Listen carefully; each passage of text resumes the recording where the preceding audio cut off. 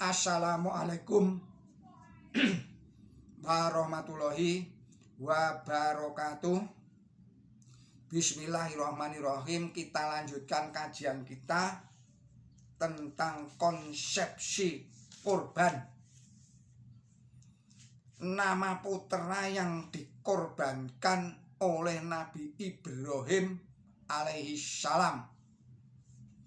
Sekalipun nama putranya yang dikorbankan tidak disebut namanya, hanya disebut sifat-sifatnya, yaitu anak yang lemah lembut, terdapat di dalam surat Asy-Syaffat ayat 101, tetapi yang dimaksud ialah Ismail, bukan Ishak. Kitab Perjanjian Lama lebih menguatkan pendapat ini, bahwa putra yang dikorbankan itu ialah putra tunggal. Di dalam Kejadian 21 ayatnya 5 berbunyi, maka pada masa Hagar memperanakkan Ismail, bagi Abram itu adalah umur Abram 86 tahun. Kejadian 16 ayat 16. Maka pada masa Ishak, anaknya itu jadi adalah umur Ibrahim 100 tahun. Kejadian 21 ayatnya 5. Pernyataan kitab Kejadian itu sangat penting untuk meluruskan jalannya sejarah, bahwa yang dikorbankan Nabi Ibrahim alaihissalam itu adalah Ismail, bukan Ishak. Sebab usia Ismail sudah mencapai 14 tahun, lebih tua daripada Ishak. Mungkin waktu Ismail itu dikorbankan, Ishak belum lahir, atau ada tetapi masih terlalu kecil. Dan kisah pengorbanan anaknya itu usai baru dikisahkan akan lahirnya Ishak. Quran suci menjadi saksi, barang siapa mempelajari, menghayati Quran suci akan terbabar pada dirinya tutur kata yang halus dan sifat-sifat yang terpuji, yaitu surat 31. Ini adalah, saya lihat dulu, surat Luqman. Jadi surat Luqman ayat 18 dan 19. Dan kurban itu sendiri akan melahirkan sifat-sifat halus dan terpuji.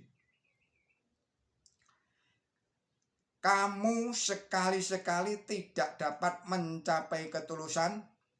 Saya ulangi lagi, ini adalah firman Allah di dalam surat Ali Imran, surat 3 ayat 91, Bismillahirrahmanirrahim.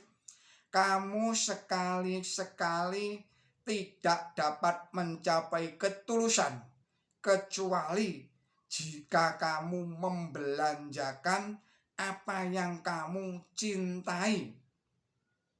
Sifat tulus akan lahir jika manusia mampu mengorbankan apa yang dicintainya.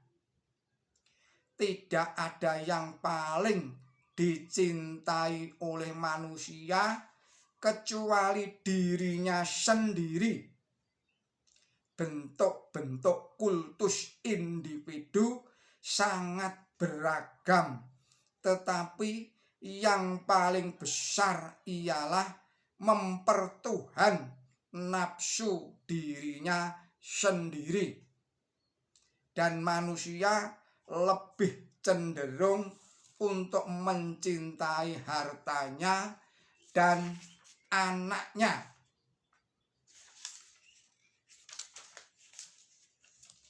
Agar kurban itu mendekati nilai para dermawan, dipersilakan memilih hewan kurban yang terpilih, yang tidak cacat, tidak kurus, dipilih yang gemuk, sehat, dan dicintainya.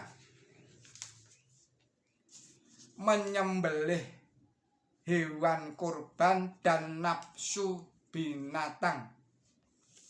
Menyembelih hewan kurban secara syariat itu sebenarnya, saya ulangi lagi, menyembelih hewan kurban secara syariat itu sebenarnya adalah memotong dorongan nafsu binatang atau nafsu hewani secara hakikat.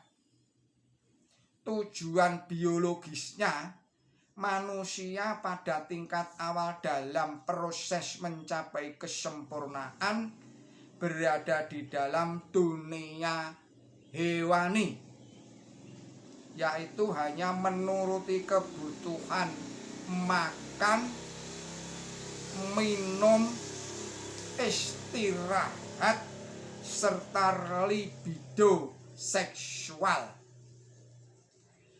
Perjuangan menerobos pagar dunia binatang agar masuk ke dunia takwa dibutuhkan keberanian untuk memotong jerat-jerat nafsu hewani atau nafsu binatang. Ambruknya tembok nafsu jasmani berarti tegaknya ideologi tauhid.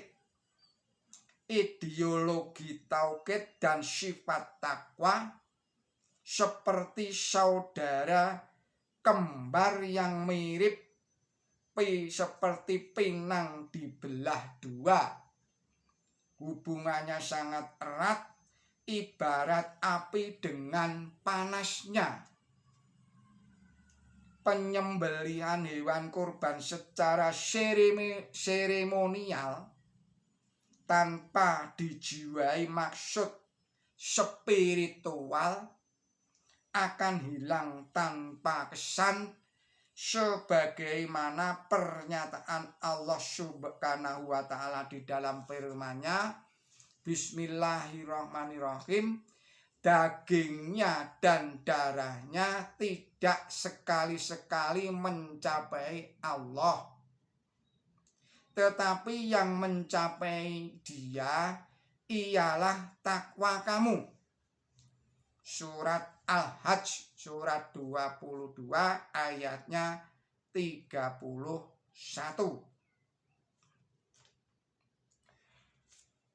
Firman Allah Subhanahu wa Ta'ala di atas mempunyai jangkauan makna hakiki yang sangat jauh. Semua perbuatan orang yang takwa itu selalu dijiwai oleh daya tauhid yang murni dan bersifat abadi. Dalam hal ini, Ka'bah menjadi saksi di dalam perjalanan sejarah, sekaligus sebagai peringatan bahwa siapa yang akan membangun, apalagi membangun yang ada kaitannya dengan rohani, hendaklah dicari apa yang menjadi motivasinya. Tanpa landasan tauhid, bangunan itu akan menyerupai onggokan batu dan pasir, nasibnya nyaris kurang manfaat, bahkan bisa mubadir. Demikian kajian Kiai Haji Musni Nur Ahmad, billahi taufik wal hidayah. Wassalamualaikum warahmatullahi wabarakatuh.